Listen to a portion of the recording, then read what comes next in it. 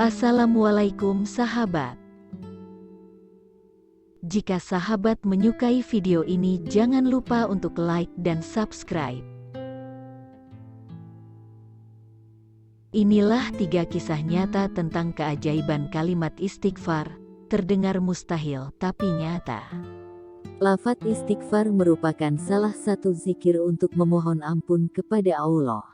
Biasanya setelah sholat, umat muslim tidak akan melewatkan untuk mengucapkan kalimat astagfirullahaladzim tersebut. Harapannya, istighfar mampu menghapuskan dosa-dosa yang diperbuat.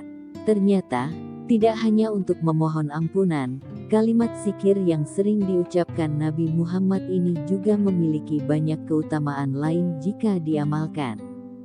Kisah-kisah berikut menceritakan bagaimana ajaibnya amalan istighfar dalam kehidupan. 1. Kisah ajaib pedagang roti. Imam Ahmad rahimahullah merupakan salah satu ulama mazhab 4, yang namanya masyhur hingga saat ini. Pada zamannya, ia begitu dieluk-elukan oleh banyak orang. Dalam sebuah kisah yang ditulis Imam Al-Jauzi rahimahullah, dalam buku tentang Imam Ahmad, dikisahkan bahwa saat sang imam memasuki usia senja, beliau begitu ingin pergi ke negeri Syam. Namun anehnya, Imam Ahmad sama sekali tidak memiliki tujuan yang jelas, kenapa ia ingin pergi ke tempat itu, padahal ia harus menempuh perjalanan jauh dari kediamannya di Baghdad menuju Syam. Sesampainya di Syam, Imam Ahmad berhenti untuk menunaikan salat zuhur. Tidak ada yang mengenalinya, mengingat zaman dahulu teknologi tidak secanggih saat ini. Ia menunggu di masjid tersebut hingga menjelang salat asyar. Setelah asyar, sang imam membaca Al-Quran untuk menunggu waktu maghrib dan isya. Setelah habis malam, Imam Ahmad kemudian ingin tidur dan beristirahat di masjid tersebut. Namun penjaga masjid tidak mengizinkan ia tidur di sana. "Wahai Syekh, Anda tidak boleh tidur di sini. Ini peraturan, silahkan pergi," kata penjaga. Namun Imam Ahmad menolak. "Saya musafir, saya ingin istirahat di sini," jawab sang imam. Namun sang penjaga tetap menolak, dan memintanya untuk keluar lalu kemudian mengunci pintu masjid. Setelah penjaga tersebut pergi, Imam Ahmad kembali beristirahat di pelataran masjid. Tapi, sang penjaga kembali datang, dan lagi-lagi mengusirnya hingga mendorongnya menuju ke jalanan. Lalu ada tukang roti yang rumahnya tidak jauh dari masjid. Melihat kondisi tersebut, tukang roti tersebut memanggilnya. "Hai Syekh, kemarilah beristirahatlah di tokoku." Kemudian Imam Ahmad masuk ke toko roti tersebut. "Rumahku tidak jauh dari sini. Ini toko rotiku. Di belakang sana, ada ruangan untuk beristirahat. Beristirahatlah malam ini dan besok pagi engkau bisa melanjutkan perjalanan lagi." Setelah masuk ke toko tersebut, Imam Ahmad kemudian memperhatikan aktivitas sang penjual roti.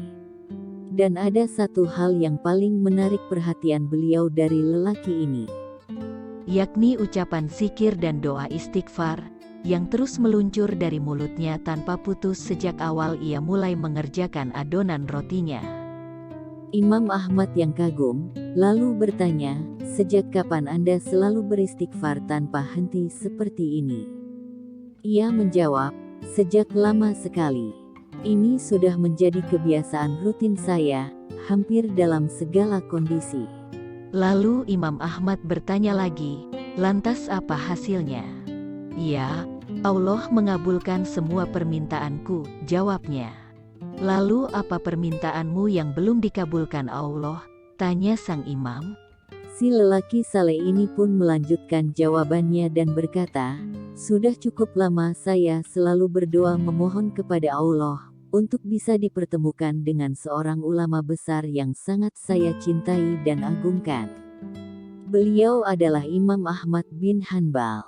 Allahu Akbar, karena istighfarmu lah Allah mendatangkan saya datang ke kotamu ini tanpa alasan yang jelas. Karena istighfarmu lah marbot masjid melarang saya tidur di masjid. Karena istighfarmu lah engkau menawarkan aku istirahat di tempatmu." Sayalah Ahmad bin Hanbal. Masya Allah, Allah mendatangkan Imam Ahmad ke rumahnya karena istighfarnya. 2. Ajaibnya istighfar seorang ibu. Kisah selanjutnya belum lama terjadi, yang bercerita tentang seorang ibu yang berada di tinggal wilayah Kashmir. Ibu ini memiliki anak perempuan yang memiliki penyakit tulang. Si ibu selalu berdoa kepada Allah sambil beristighfar. Pasalnya dia sudah membawa anaknya ke dokter di sekitar wilayahnya, namun tidak mendapatkan hasil. Mereka hanya bilang bahwa hanya ada satu dokter yang mampu menangani penyakit ini. Dokter tersebut seorang muslim ahli spesialis tulang, namun sayangnya ia tinggal sangat jauh, yakni di India. Sang ibu mengetahui jika dirinya tidak memiliki kemampuan untuk pergi ke India membeli tiket pesawat, makan selama di sana dan biaya berobatnya. Maka ibu ini hanya memperbanyak doa dan istighfar.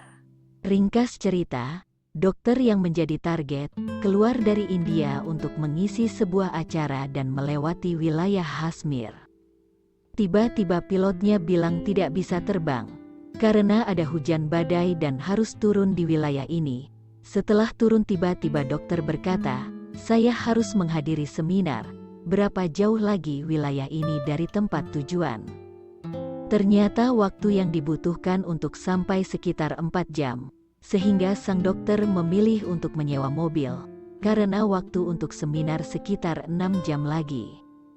Akhirnya ia meninggalkan bandara untuk menuju lokasi seminar. Namun sayang, baru sebentar meninggalkan bandara, hujan semakin lebat sehingga supir tidak bisa melanjutkan perjalanan, karena jika dipaksakan maka mereka akan menghadapi badai. Akhirnya dokter menyetujui untuk beristirahat dengan mendatangi rumah penduduk setempat. Rumah tersebut tampak tua yang terbuat dari kayu yang reot. Lalu dokternya mengetuk pintu, mengucapkan salam dan meminta bantuan agar sang pemilik rumah memberikan tumpangan. Lalu sang dokter masuk dan si ibu mengambilkan minuman. Ketika sang dokter berada di ruang tamu, anak si ibu ini menangis kesakitan di kamar. Lalu dokter bertanya, "Kenapa anak ibu menangis?" Tanya dokter. "Sakit tulang," jawab sang ibu. "Kenapa tidak dibawa ke dokter?" "Sudah, tapi kata dokter mereka tidak bisa menyembuhkan. Yang bisa menyembuhkan hanya dokter yang bernama si Fulan." Dokternya lalu berkata, "Segala puji bagi Allah yang mendatangkan saya ke rumah ibu. Saya ini dokter yang ibu maksud.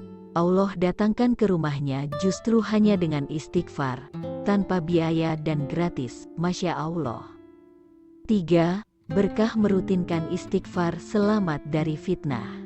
Kisah selanjutnya datang dari dokter spesialis jantung yang bernama Dr. Khalid Jubai. Ia mengalami keajaiban istighfar dalam hidupnya. Pada suatu ketika, Dr. Khalid Jubai mendapat fitnah dari rekan sekantornya. Jika fitnah tersebut berhasil dibuktikan, maka sang dokter terancam dipensiunkan dini dari rumah sakit. Hal ini membuatnya gusar hingga begitu tersiksa batin. Meski demikian, ia berjuang untuk memulihkan nama baik, tapi upayanya tidak cukup untuk bisa melawan rekan sekantornya yang menebar fitnah. Kondisi ini sempat membuatnya putus asa hingga beberapa saat. Namun keajaiban mulai terjadi ketika ia mendatangi masjid. Setelah sholat, ia teringat sesuatu yang mengubah pemikirannya. "Selama ini semua orang yang sakit datang kepadaku dengan harapan besar agar aku mengobati mereka. Tapi mengapa sekarang aku sendiri justru tidak mampu?" pikir beliau. Selanjutnya tiba-tiba beliau teringat keutamaan istighfar, dan merasakan adanya dorongan yang sangat kuat untuk melakukannya. Maka sepanjang perjalanan pulang beliau pun mulai mengulang-ulang bacaan istighfar ini. "Astagfirullahalazim, la ilaha illallah hayyul qayyum, wa atubu ilai." Aku beristighfar memohon ampun kepada Allah, yang tiada Tuhan yang berhak diibadahi selain Dia, yang maha hidup, yang maha mengurus, dan aku bertobat kepadanya. Hadis riwayat Al-Hakim dari Ibnu Mas'ud dan At-Tirmidzi dari Bilal bin Yasar bin Zaid. Sesampainya di rumah, Ada perasaan lega yang begitu dahsyat. Ia mengalami semacam pengalaman spiritual yang merasuk ke dalam hati beliau. Sehingga beliau pun tak henti membaca lafaz istighfar tersebut setiap saat dan dalam segala kondisi. Singkat cerita, hingga pada suatu waktu, semua tuduhan yang menjadi rumor buruk terhadapnya ternyata tidak terbukti. Tentu saja beliau terkejut sekaligus bersyukur mengetahui kabar ini. Dengan begitu beliau menjadi bebas dari sanksi pemberhentian kerja dan namanya pun menjadi bersih kembali. Tak cukup sampai di situ, akibat fitnah yang dialamatkan kepada beliau tidaklah terbukti. 5 koleganya yang melaporkan beliau itu pun turut menerima konsekuensi atas tuduhan yang tidak berdasar tersebut.